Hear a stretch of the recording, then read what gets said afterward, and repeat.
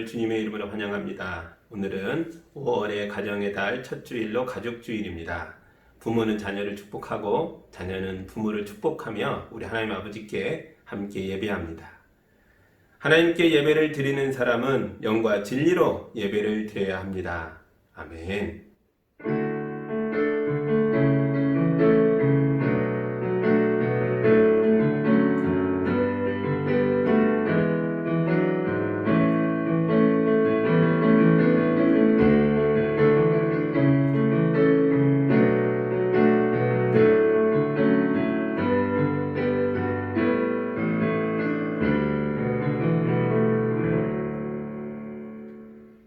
천국에서는 어린이가 큰 사람이라고 말씀하신 주님, 오늘 주님 앞에 고개 숙인 우리 어린이들을 품에 안고 손을 얹어 축복하여 주시옵소서.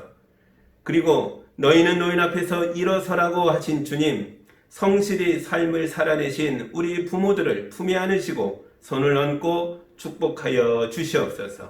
예수님 이름으로 기도합니다. 아멘. 우리 찬송 23장 함께 하겠습니다.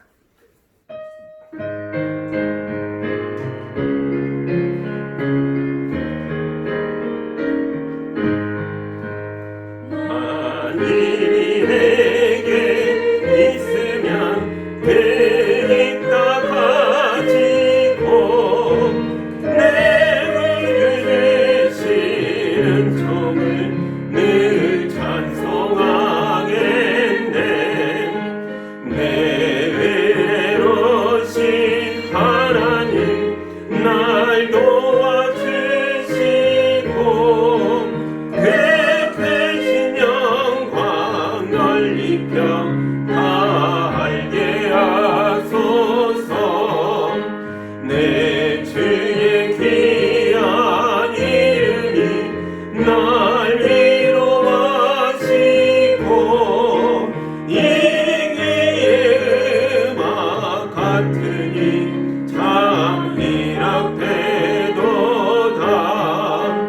내 죄의 권세 깨뜨려 그 결박 푸시고 이 주한 마음을 비로소 고통케 하셨네.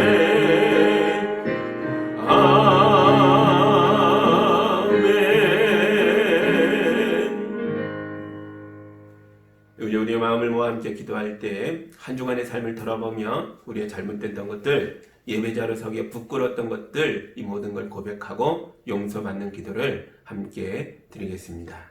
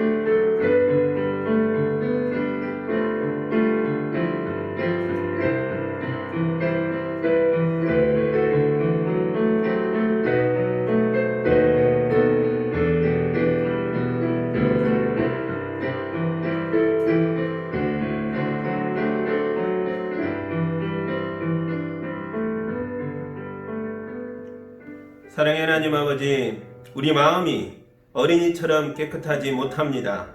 악한 생각이 가득하고 날마다 죄악으로 달려갈 궁리를 하며 살다 왔습니다. 우리 마음이 악하다 보니 우리의 입이 나오는 말이 칭찬보단 비난이, 헐뜯는 말을 더 많이 하게 됩니다.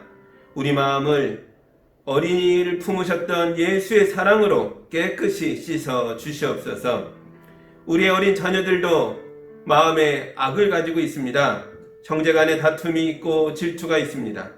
하나님께서 나를 귀하게 창조해 주셨다는 걸 잊은 채 친구들과 비교하며 한없이 작아지기도 하고 마음에 상처를 입기도 합니다. 주여, 마음이 작아져 아파하는 우리 자녀들을 불쌍히 여겨 주시옵소서. 주님 안에서 주님 손잡고 거룩하게 일어서게 하여 주시옵소서. 예수님 이름으로 기도하옵나이다. 아멘. 이 우리 주님의 용서와 치유와 화해의 말씀을 들으시기 바랍니다. 예수께서 말씀하셨다. 나도 너를 정죄하지 않는다. 가서 이제부터 다시는 죄를 짓지 말아라. 아멘. 이 용서받은 자로서, 예배자로서 우리의 신앙 고백을 사도신경으로 함께 하겠습니다. 나는 전능하신 아버지 하나님, 천지의 창조주를 믿습니다. 나는 그의 유일하신 아들 우리 주 예수 그리스도를 믿습니다.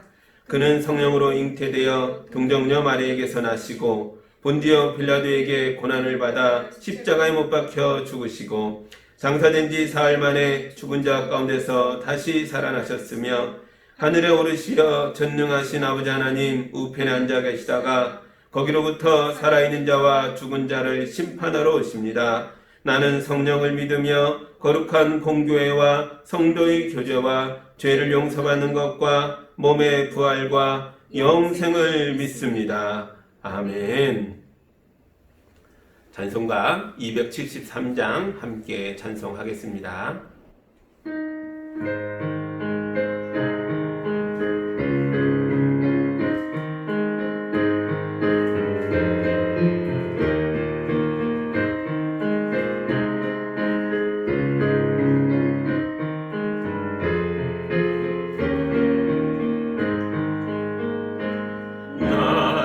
죄를 멀리 떠났다. 이제 봅니다.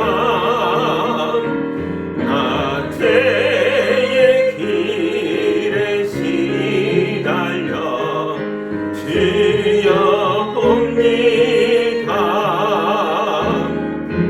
나 이제 왔으니 내 집을 찾아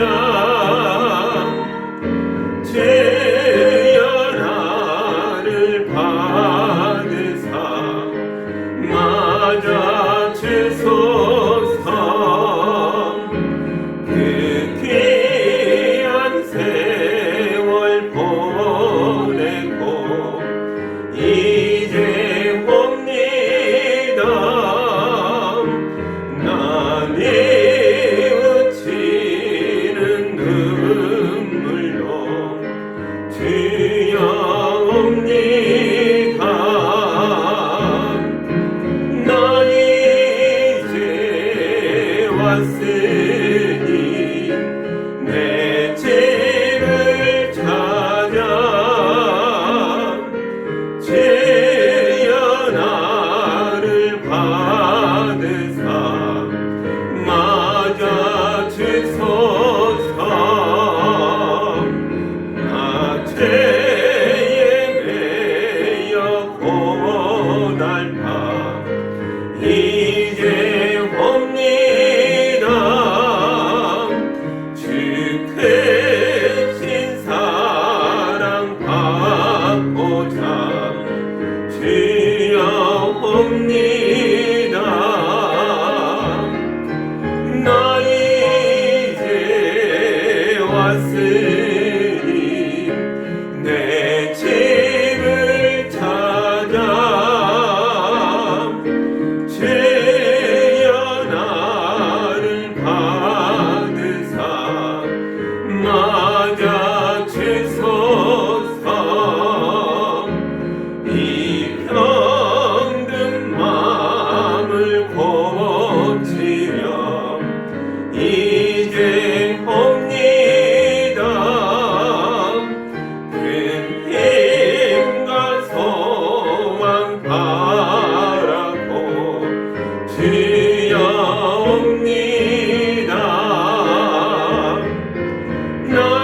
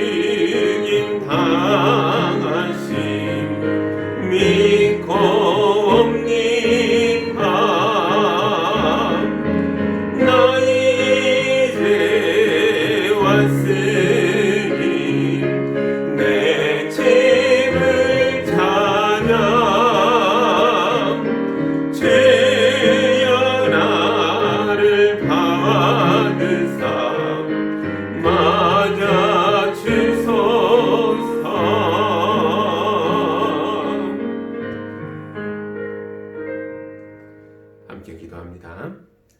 사랑의 하나님 아버지, 우리 어린이들을 지혜와 믿음이 자라서 하나님과 사람 앞에서 사랑받게 하시니 감사합니다. 우리 자녀들이 세대의 악함을 이기고 극복하게 하셔서 말씀대로 어린이가 천국의 큰 자인 것처럼 세상에서도 큰 사람들로 자랄 수 있도록 인도하여 주시옵소서. 자녀를 잘 양육할 수 있도록 부모들을 붙들어 주시옵소서. 가정의 화목함을 깨뜨리는 폭력과 저주의 말과 허무한 생각들이 들어오지 않도록 막아 주시옵소서. 부모가 먼저 인간의 교만함을 버리고 겸손하게 하나님 앞에 무릎 꿇게 하여 주시고 말씀과 기도와 예배로 주님의 선하심을 따르게 하여 주시옵소서. 코로나 질병이, 경제 위기가, 갑작스런 사고와 위태로움이 우리 가정을 집어삼키지 못하도록 성도들을 보호하여 주시옵소서. 이런 고통이 우리 가정에 침입했더라도 기도와 말씀 가운데 서로 사랑하고 애쓰는 가운데 고통을 이기고 승리할 수 있도록 인도하여 주시옵소서.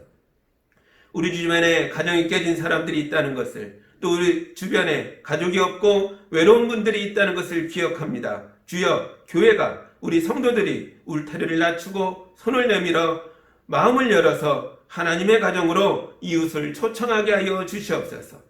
그래서 주님 앞에서, 하나님 아버지 앞에서 함께 기뻐하며 살아가는 우리 예수향기 교회 교인들이 되게 하여 주시옵소서. 우리가 가정을 떠났던 탕자처럼 세상에서 거칠고 깨지고 잃어버리고 다친 모습이 있다 할지라도 주님 앞에 돌아오면 아버지가 그 자녀를 안아주셨던 것처럼 주여, 주의 자녀들이 예배할 때, 주님 앞에 안겨올 때 우리를 씻겨주시고 거룩하게 하여 주시옵소서. 우리의 다친 마음이 치유받게 하시고 삶이 회복되게 하여 주시옵소서. 아버지 하나님, 오랫동안 예배하지 못했지만, 함께 모이지 못했지만 이번 주부터 모이고자 합니다. 우리가 모일 때에 하나님 아버지의 자녀들로 함께 모여 주님의 가정을 이루며 기뻐하게 하여 주시옵소서. 세상의 시름이 다 녹아지고 사라지는 기쁨의 예배가 될 수 있도록 축복하여 주시옵소서. 예수님 이름으로 기도하옵나이다. 아멘.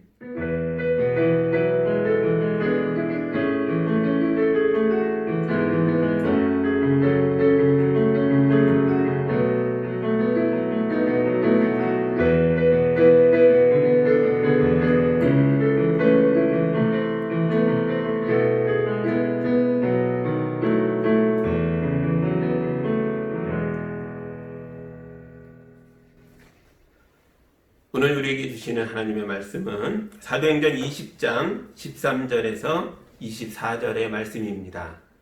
사도행전 20장 13절부터 24절의 말씀입니다. 이제 하나님의 말씀을 제가 봉독하여 드리겠습니다.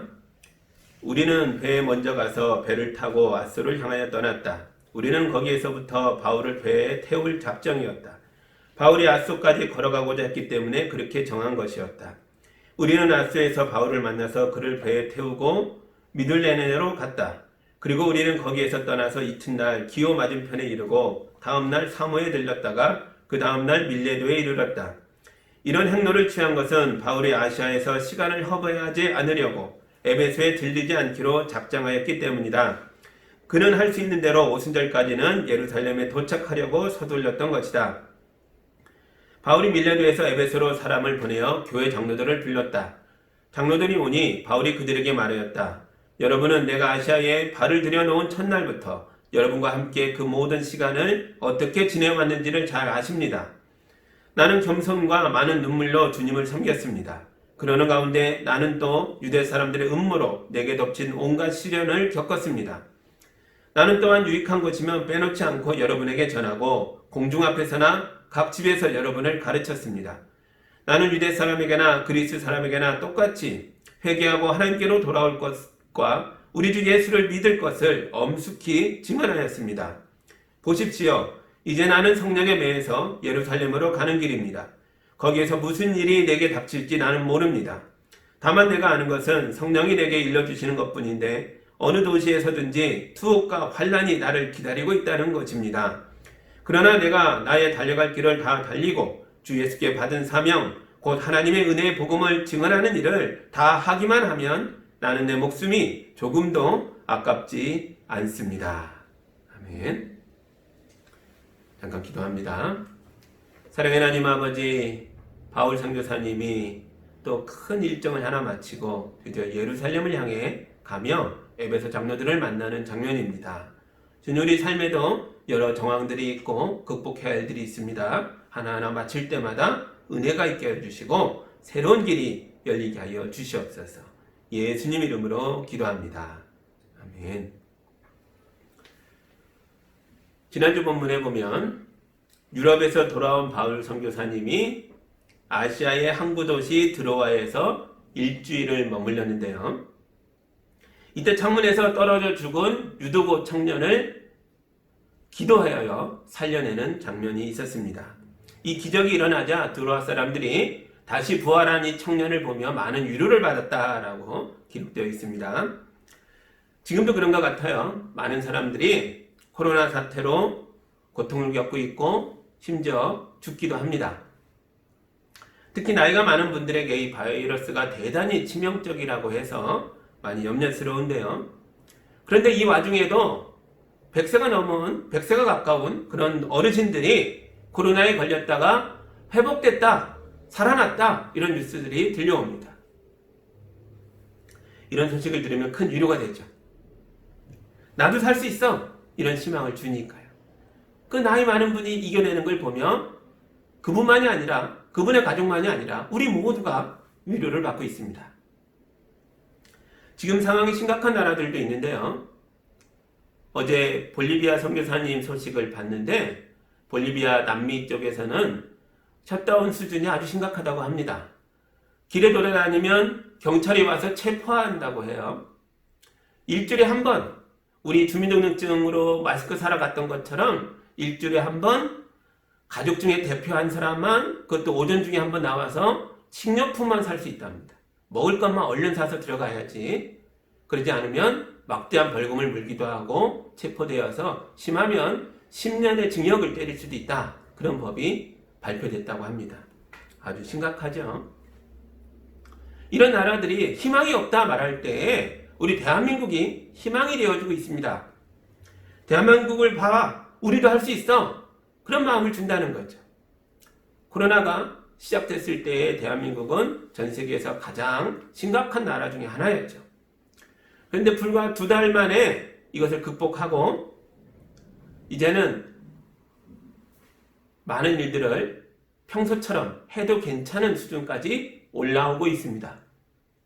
우리가 잘나서 그런 게 아니라 하나님께서 우리나라를 많은 나라들의 위로감으로, 그들이 우리를 보며 우리도 할 수 있어 라는 희망을 주는 메시지로 우리를 쓰고 있다고 생각합니다. 교만할 게 아니라 우리의 이런 좋은 이야기들을 많이 나누며 다른 나라들도 회복될 때까지 우리가 잘 도와야 할 줄 믿습니다. 고난을 이기고 죽음에서 살아난 사람은 다른 사람들에게 위로와 희망을 전해줄 수 있는 힘이 생깁니다. 그러니까 여러분도 삶의 고난에 맞서 싸우시기 바랍니다. 부활의 생명을 믿는 사람은 결코 죽음 앞에서 약해지지 않습니다. 예수님을 믿고 따라가는 사람들은 고난을 이기고 그것을 넘어서서 하나님을 바라보는 사람들입니다. 우린 이미 승리한 줄 믿습니다. 예수의 승리가 우리 것이니까요. 그래서 여러분 모두가 세상에 위로를 전하고 희망의 등불이 되어 살아가시기를 예수님 이름으로 축복합니다. 아멘. 바울 선사님 일행은 드로아의 일주를 뒤로 하고 다시 새로운 길을 갑니다. 13절 볼게요. 우리는 배에 먼저 가서 배를 타고 아소를 향하여 떠났다. 우리는 거기에서부터 바울을 배에 태울 작정이었다. 바울이 아소까지 걸어가고자 했기 때문에 그렇게 정한 것이었다. 드로아에서 아소까지는 한 40km 되는데 100km 갈 수 있는데 이 길을 바울은 부지런히 걸으면 하루 조금 넘죠. 이걸 걸어가려고 합니다. 혼자 걸어가요. 우리라고 하니까 숫자가 많았겠죠. 이들은 배를 타고 아소까지 가고 바울은 혼자 걸어가요. 아마 그 하루길 동안 묵상하고 기도하면서 생각을 좀 정리하려고 했던 것 같아요. 우리라고 하니까 몇 사람이나 될까요? 사도행전을 기록한 누가가 포함되어 있었겠죠. 우리라고 하니까. 근데 몇 사람일까? 4절에 그들의 명단이 나옵니다. 제가 읽어드릴게요. 그때 그와 동행한 사람은 브로의 아들로서 베레아 사람 소바다와 데살로니가 사람 가운데서 아리스다고와 세군도와 더벳 사람 가이오와 디모데 그리고 아시아 사람 두기고와 드루비모였다. 이들이 먼저 드로아에 갔다라고 나오죠. 7명이에요. 이 중에 5명이 유럽 사람이라는 걸 알 수 있습니다. 아시아 2명, 유럽 5명. 그러니까 바울 일행이요. 이 우리라고 표현가 누가 도 있죠. 그 바울 선교사님도 당연히 포함되죠. 그리고 유럽에서 온 사람들까지 해서 7명 명단이 나왔어요. 최소한 9명이라는 거죠. 더 있을 수도 있습니다. 어쨌든 명단으로 확인할 수 있는 사람이 최소한 9명이나 되니까 작은 숫자가 아닙니다. 그런데 이렇게 많은 사람들이 배를 타고 어디론가로 급히 가고 있다는 거죠. 걸어가도 되는데 빨리 가려고 배를 탔다는 거예요. 도대체 어디를 가려고 이렇게 서두르는지를 한번 보겠습니다. 16절이에요. 이런 행로를 취한 것은 바울이 아시아에서 시간을 허비하지 않으려고 에베소에 들리지 않기로 작정하였기 때문이다. 그는 할 수 있는 대로 오순절까지는 예루살렘에 도착하려고 서둘렀던 것이다. 아멘. 왜 서둘렀다고요? 어디 가려고? 예루살렘에 가려고. 시한이 있다는 거예요. 오순절 전에 가야겠다. 그러니까 지금 시기적으로 6월절과 오순절 사이, 지금과 비슷해요. 5월달 중순쯤 된 것 같아요. 걸어가기에 너무 오래 걸리니 배를 타고 빨리 가자 하는 거죠. 왜 이렇게 서두르는 걸까요? 예루살렘에 이렇게 빨리 가려고 하는 걸까요? 크게 2가지 이유가 있습니다. 첫 번째 이유는 구제금 때문이에요. 지금 예루살렘 교회의 교인들 형편이 너무 안 좋아요. 흉년이 들었고 배고픈 사람들이 많습니다. 교회가 너무 가난해져서 이들을 돌볼 힘이 없어요. 그래서 유럽의 교회들이 모금을 한 거죠. 예루살렘 교회를 돕자. 유럽 교회 대표들이 왜 7명이나 몰려왔어요? 예루살렘 교회를 도우려는 기부금을, 구제헌금을 가지고 온 거예요. 직접 전달하고 싶어서 따라온 거죠. 이 돈을 빨리 줘야 하니까 서두르는 거예요. 에베소는 아시아의 거점 도시고 큰 교회가 세워졌고 바울이 거기서 3년이나 활동했어요. 들려서 가면 얼마나 좋아요. 그런데 에베소도 패스하는 거예요. 그만큼 예루살렘 교회 형편이 안 좋았다라는 걸 알 수 있어요. 성경에는 가난한 사람들에게 줄 돈을 해가 지기 전까지 빨리 주라라는 말씀이 있어요. 가난한 사람들에게 주려고 품삯은 뭐든 준비했다면 다음날 주면 안 된다는 거예요. 내일까지 미루면 안 된다는 거예요. 오늘 주라는 겁니다. 이게 성경에 있는 말씀이에요. 만약 그걸로 내일로 미루잖아요. 그러면 하나님께서 그 죄악을 심판하겠다라고 말씀하셨어요. 하루 미루는 것도 죄라고 성경은 기록하고 있다는 거죠. 긴급재난지원금 이야기가 나왔을 때 전문가들이 강조한 게 뭐였죠? 전문가들이 강조한 건 속도였어요. 빨리 줘야 한다는 거죠. 예수님이 이웃을 내 몸처럼 사랑하라 라고 말씀하셨죠. 이건 그냥 머릿속의 생각이 아닙니다. 실제 행동을 얘기하는 거예요. 손가락이 가시에 찔리면 선인장을 만지거나 장미를 만지다가 가시에 찔리면 손가락 끝이 아프잖아요. 피가 날 수도 있어요. 근데 보세요. 얼마나 빠른 속도로 우리가 반응하는지. 아야 하면서 손을 움츠리는데 정말 빨라요. 내 몸이니까요. 내가 아프니까요. 내 몸이 아닌 다른 사람에게도 이런 속도로 반응할 수 있을까요? 타인의 아픔에, 타인의 고통에 내가 급하게 손을 움츠리는 것처럼 정말 빠른 속도로 반응할 수 있을까요? 그게 내 몸과 같다는 거죠. 그런 게 있어요. 그런 적이 있어요. 언제요? 자녀가 위험할 때. 어린 자녀가 뜨거운 것을 만지려고 하거나 갑자기 넘어지거나 갑자기 자제되게 울거나 그러면요. 부모가 정말 정감석화합니다. 번개처럼 달려가서 아이를 안아들죠. 저도 그런 적이 있는데요. 남이 아닌 거예요. 그 아이가 지금 내 몸처럼 느껴지는 거예요. 아이의 울음소리, 아이의 그 다칠까봐 그 위험한 상황, 이게 마치 내 일처럼 느껴지니까 엄청나게 빠른 속도로 우리가 움직여 가는 거죠.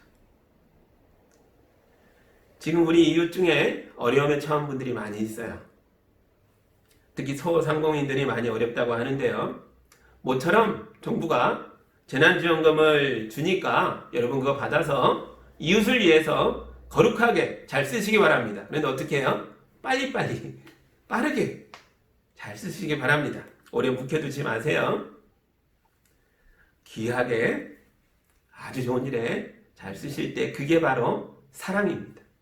이웃을 내 몸처럼 사랑하는 거예요. 이제 본문으로 돌아옵니다. 바울 일행이 탄 배가 밀레도까지 왔는데요.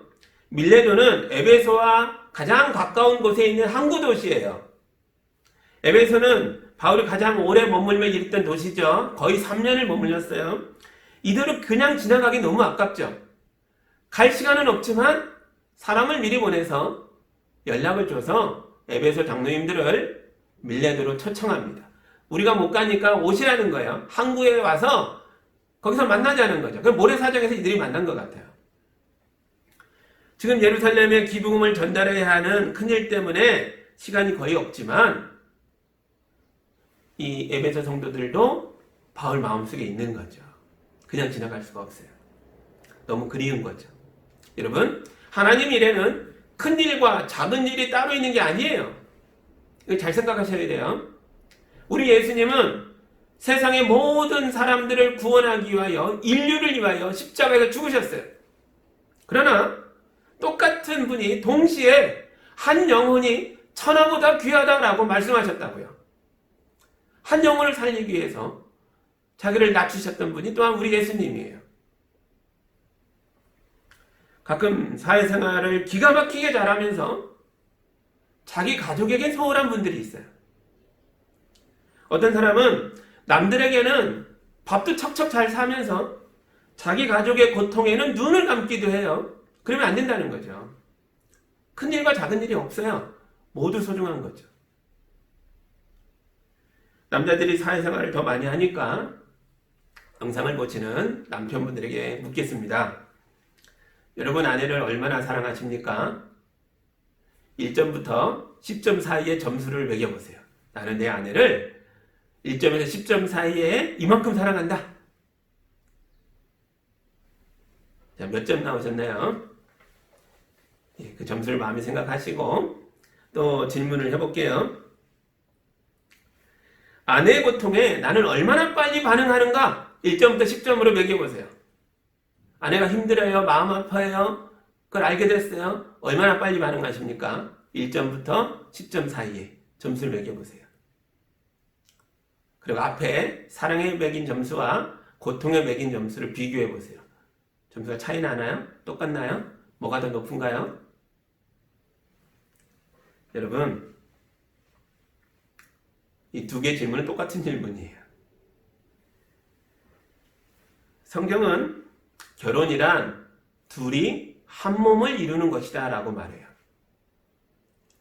그러니까 남편이 아내를 내 몸처럼 사랑한다면 아내의 고통을 내 고통처럼 느끼는 것이 정상이라고요. 사랑과 상대의 고통을 공감하는 건 똑같다고요. 그게 사랑이에요. 우리 누구나 실수와 잘못이 있습니다.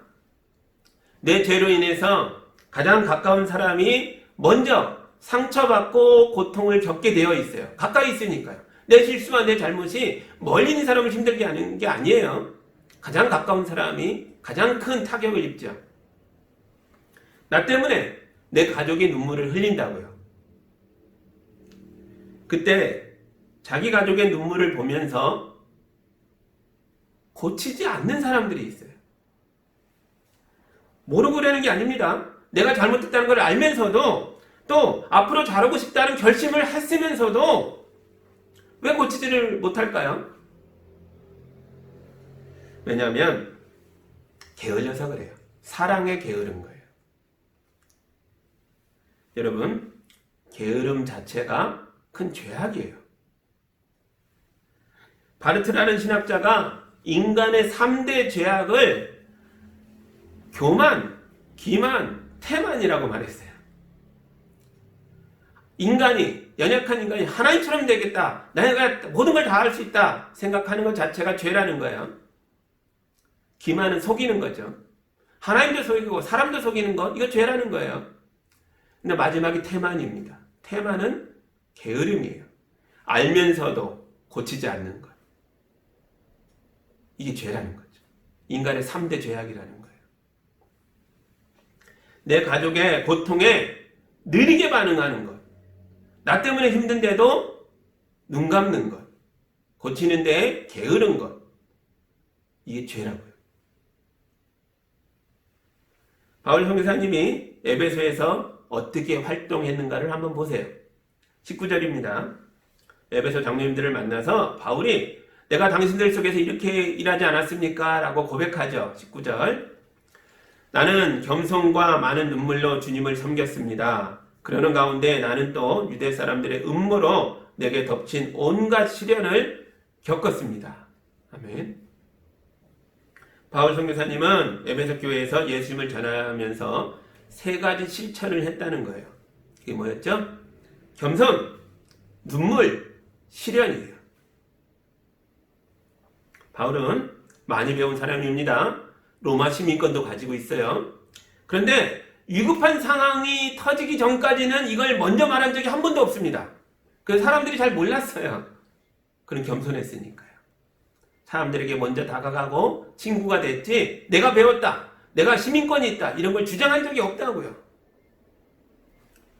에베소 사람들과 잘 지냈어요. 겸손한 사람은요, 친구 되기가 쉽죠?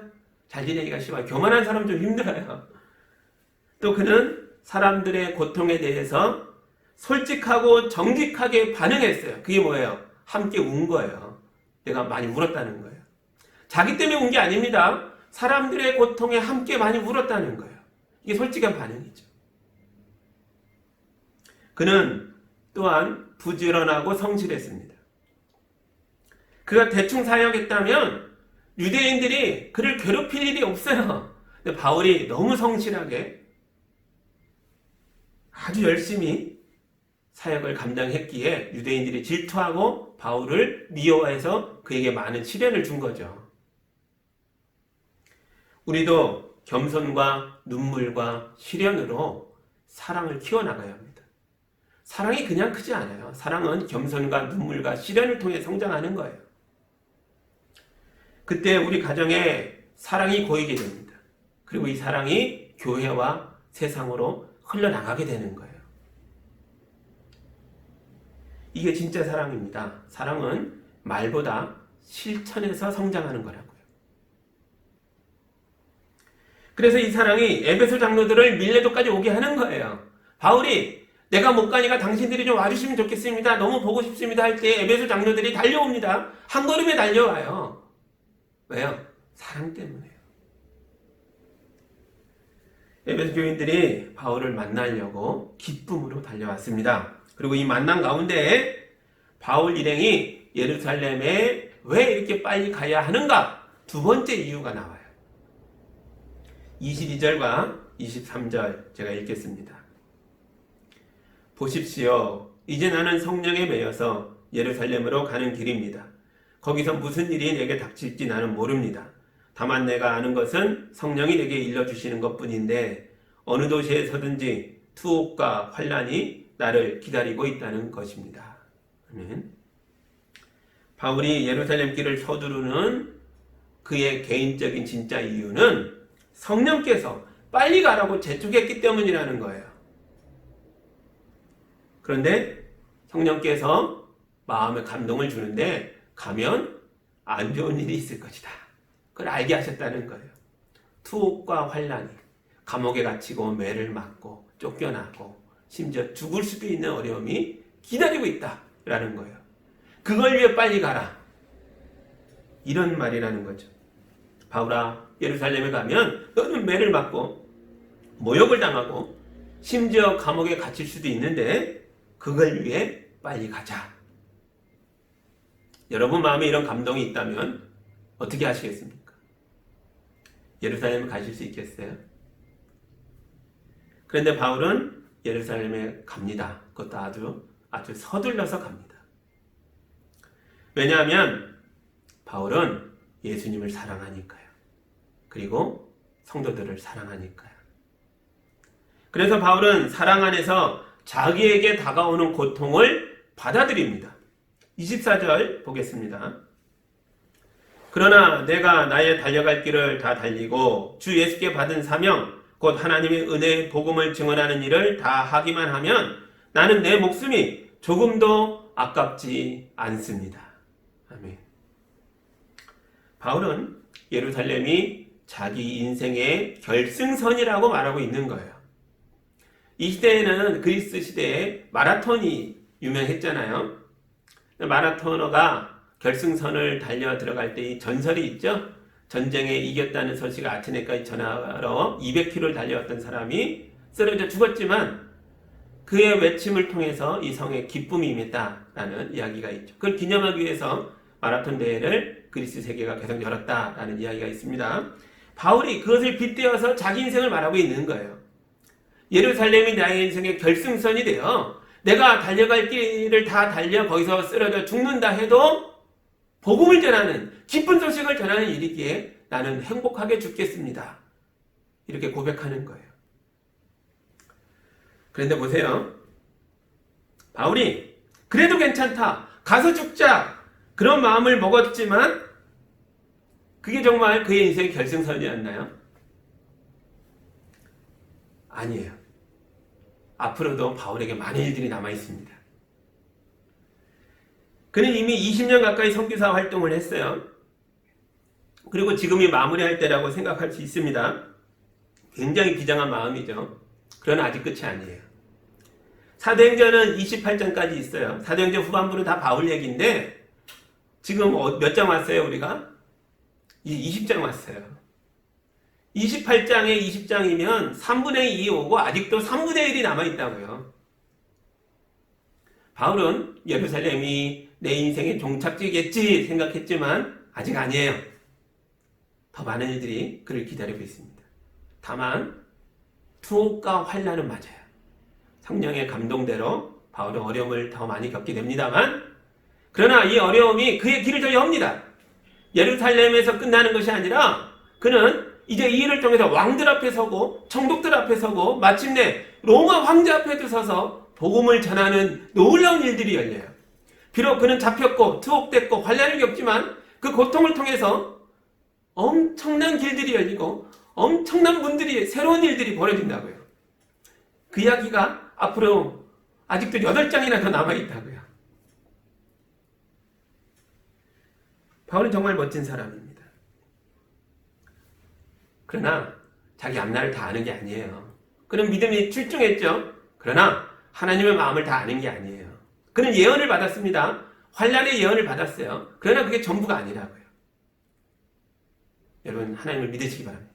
우리 하나님 우리보다 훨씬 크신 분이세요. 내가 볼 때는 내 인생 여기까지구나 생각할 수 있지만 아니라고요. 주님이 우리의 길을 또 여십니다. 막다른 골목에 새로운 문을 열어 우리 길을 새로운 길로 또 여십니다. 그게 믿음이에요. 그걸 믿는 거예요. 그러나 아직은 바울이 이 비장한 마음으로 이야기를 하고 있죠. 에베소 교인들을 만나서 이 밀레도 바닷가에 모래사장에 무릎 꿇고 바울이 이것을 증언하는데 마지막 유언처럼 이야기를 하고 있어요. 예루살렘 가면 나 이제 죽을 것 같다. 내 인생의 마지막 길이다 하니까요. 이야기를 듣는 에베소 성도들이 너무 고통스럽고 가슴 아프고 안타까운 거예요. 그래서 이들이 다 웁니다. 36절, 37절 제가 읽겠어요. 바울은 말을 마치고 나서 무릎을 꿇고 그들과 함께 기도하였다. 그리고 모두 실컷 울고서 바울의 목을 끌어안고 입을 맞추었다. 작별 인사하는 거예요.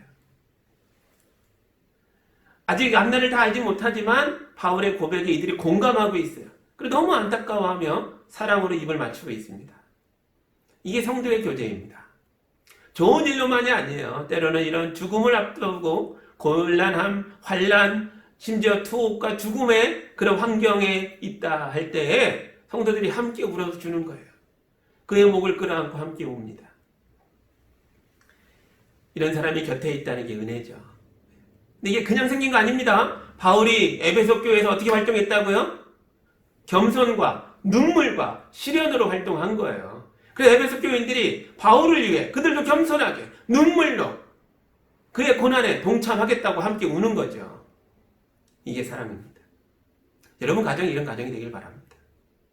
멀리 있는 사람이 아니라 내 가까이 있는 사람부터 그를 끌어안고 겸손하게 울며 함께 고난을 이겨나가시기 바랍니다. 그때 주님이 새로운 길을 여실 거예요. 예루살렘은 바울 인생의 종착지가 아니었습니다. 그는 로마까지 갔고 나중에는요 성경에는 없지만 교회에 내려오는 이야기에 의하면 스페인까지도 갔다라고 나와요. 앞으로도 바울이 지금 나이가 많지만 몸도 연약하지만 앞으로도 최소한 사도행전만 놓고 봐도 앞으로 한 5년이 더 남아있다고요. 그 이후에 더 있다고요. 바울은 자기 인생에 만족한 사람이지만 아주 훌륭한 신앙인이지만 그럼에도 불구하고 하나님의 높고 크신 뜻을 100% 아는 건 아니에요. 하나님께서 바울을 통해 하실 일이 아직도 무궁무진하게 남아있습니다. 여러분 우리가 우리 인생을 100% 아는 게 아니에요. 지금이 막다른 골목 같다 할지라도 이게 다가 아닙니다. 하나님이 우리를 통해 하실 일이 무궁무진하게 남아있는 거예요. 우리 자녀들이 좀 부족해 보여도 그게 끝이 아니에요. 무궁무진하게 새로운 일들이 남아있는 거예요. 나이가 많다고 끝이 아니에요. 하나님이 우리를 붙잡으시면 백발이 성성한 우리 모습을 가지고도 하나님이 하실 일을 하신다고요. 그걸 믿으시기 바랍니다. 물론 인생에 가끔 어려움이 있을 수 있어요. 그래서 여기가 내 막다른 골목이 아닐까? 그런 생각이 들 수도 있습니다. 하지만 아닙니다. 하나님이 새로운 차원의 길을 여실 거예요. 그런데 과거에 집착하는 사람은 새로운 길을 보지 못해요. 길이 끝났는데도 끝인 줄 모르고 새 길이 열리는데도 그 길을 발견하지 못합니다. 코로나 사태로 일자리가 위태로운 분들이 많아요. 안타까운 사연들이 계속 들려옵니다. 그런데 여러분 사랑하는 가족을 위해 버티셔야 합니다. 그러다 보면 하나님이 반드시 새로운 길을 여실 줄 믿습니다. 우리 하나님의 사람들은 마음이 유연해요. 왜냐하면 하나님 앞에서 겸손하거든요. 내가 다 하려고 하는 게 아니라 나는 여기까지지만 그 다음은 하나님이 하시겠지라는 믿음이 있는 거예요. 늘 하나님의 말씀을 들으며 그 말씀을 깨달으려고 노력하며 살고 있다고요. 그리고 내 이웃을 내 몸처럼 여기며 그들의 고통을 살피고 그들의 인생에 참여할 기회를 봅니다. 그래서 우리는 창조적이 될 수밖에 없어요. 늘 새롭게 생각하고 말씀을 통해 교훈받으려고 하고 어떻게 하면 일을 잘할까 늘 아이디어를 생각하잖아요. 기도와 예배 가운데 말씀 가운데 새로운 아이디어들이 우리 안에서 샘솟는다고요. 정말 그렇습니다. 하나님은 창조의 하나님이시잖아요. 무에서 유를 창조하십니다. 없던 곳에서 새로운 걸 만들어내시는 분이에요. 우린 그분을 닮아가고 있다고요. 그래서 우리 인생에 이 모든 것들이 그냥 고정되어 있는 것이 아니라 그 이외에 새로운 것들을 발견하고 만들어갈 수 있는 그런 지혜를 하나님 우리에게 부어주실 줄 믿습니다. 또한 우리 하나님은 생명의 주인이세요. 죽음을 발로 밟으시고 죽은 자를 일어나게 하시는 분이라고요. 예수님도 무덤에 있던 나사로를 향해 일어나라 할 때 그가 걸어 나왔잖아요. 예수님은 부활의 첫 열매시죠. 우린 그분을 믿고 있어요. 우리에게 부활의 능력을 부어주실 줄 믿습니다. 여기가 막다른 길이다, 죽음의 자리다 아니라는 거죠. 심지어 우리가 진짜 죽었다 할지라도 우리는 하늘나라의 영광 가운데 다시 일어나게 되는 줄 믿습니다. 그러니까 여러분 죽음을 두려워할 필요가 없어요. 주님께서 나와 가족과 또 여러분을 우리를 사랑 가운데 일어나게 하신 줄 믿습니다. 막다른 골목에서 새로운 길로 뜨겁게 나아가는 예수연기 교회의 성도들이 다 되시길 바랍니다. 여러분의 가정이 믿음으로, 기도로, 말씀으로 또 큰 사랑으로 살아나가는 걸 보며 여러분 주변의 이웃이 위로받고 함께 주님 앞에 나오는 놀라운 일들이 일어날 줄 믿습니다. 주님이 여러분의 삶을 지켜주시기를, 동행하시기를 예수님 이름으로 축복합니다. 기도하겠습니다. 사랑의 하나님 아버지 감사합니다. 2달에 가까운 시간 동안 우리가 많은 고통을 겪었습니다. 그러나 드디어 이런 것들을 극복해 나가며 예배로, 교회로 다시 모일 수 있는 기회를 얻었습니다. 주님 감사합니다. 이것이 거저온 기회가 아니라 의료진들과 정부와 많은 시민들이 동참하여 몸부림치며 노력하며 애썼던 결과입니다. 주님, 해왔던 대로가 아니라 새로운 일들을 창조하며 새로운 방식을 찾아내며 여기까지 왔습니다. 주여, 우리를 보살펴 주셔서 감사합니다. 이제 예배로 모일 때에 기쁨 가운데 모이게 하시고 성찬을 나눌 때에 주님의 부활의 생명에 감격하여 참여하며 되살아나는 부활하는 성도들 되게 하여 주시옵소서. 각자의 삶에 가정마다 막힌 길이 있습니까? 막힌 담이 있습니까? 막다른 골목에 몰렸습니까? 주여, 좌절하지 않도록 마음을 지켜주시고 담대하게 뚫고 나아가 새롭게 열어가시는 창조의 하나님이 주시는 놀라운 기회를 발견하게 하여 주시옵소서. 새로운 삶으로 나아갈 수 있도록 우리 성도들의 가정을 붙들고 인도하여 주시옵소서. 주님께 모든 걸 맡겨드리오며 예수님 이름으로 기도하옵나이다. 아멘.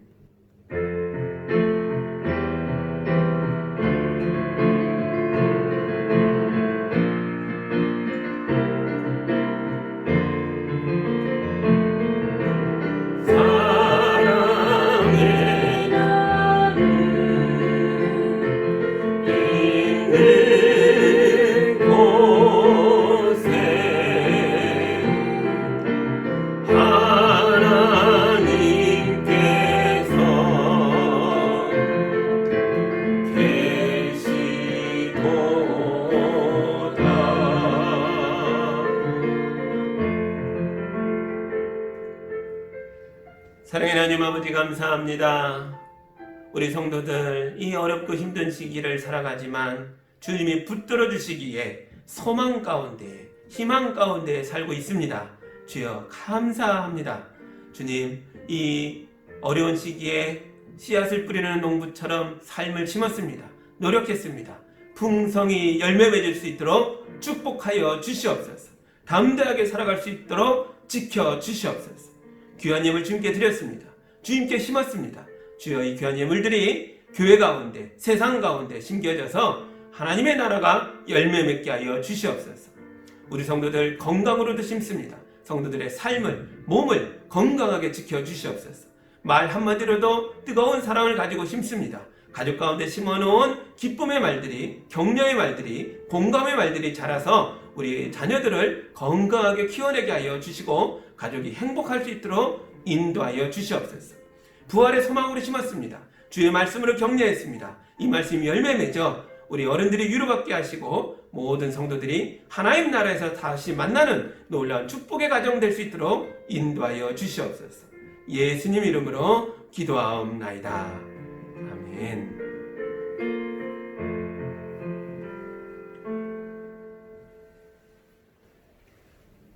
교회 소식이 있습니다. 영상으로 가정에서 예배 드리는 여러분들에게 주님의 은혜가 가득하길 바랍니다. 그리고 오늘부터 또 11시 예배로 나와 함께 모여 예배하는 성도들이 있습니다. 안전한 예배 될 수 있도록 또 기쁨의 예배가 될 수 있도록 각 가정에서도 기도해 주시기 바랍니다. 그리고 오늘 교회에서는 성찬 예식도 행합니다. 지난주에 말씀드렸던 것처럼 여러분 가정에서도 가족끼리 나름대로 해보시기 바랍니다. 주님의 은혜가 함께 하시기 바랍니다. 이제 우리 마지막 결단의 찬양 힘차게 부르고 한 주간도 하나님의 은혜 가운데 살아가겠습니다.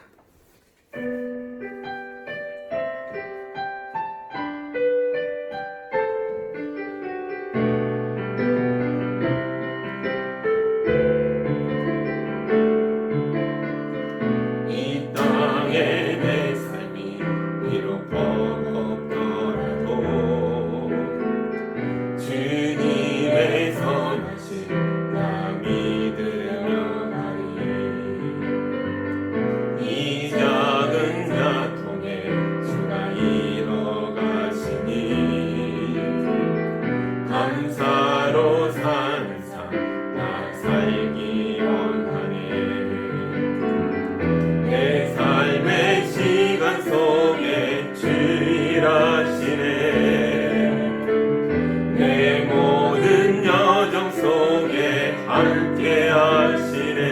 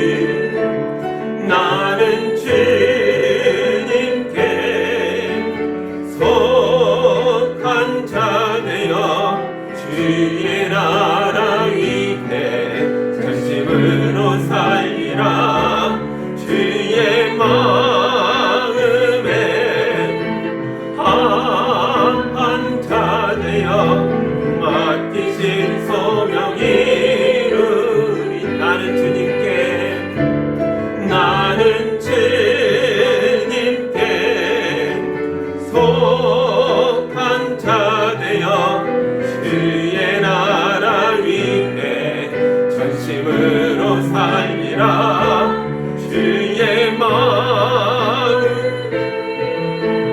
합한 자 되어 맡기신 소명 이루리.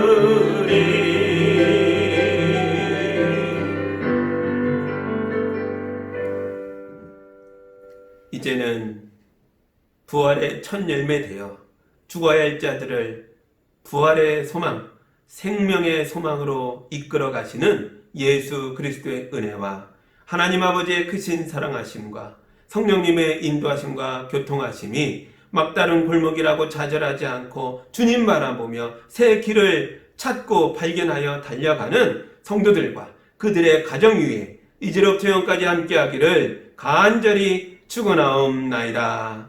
아멘.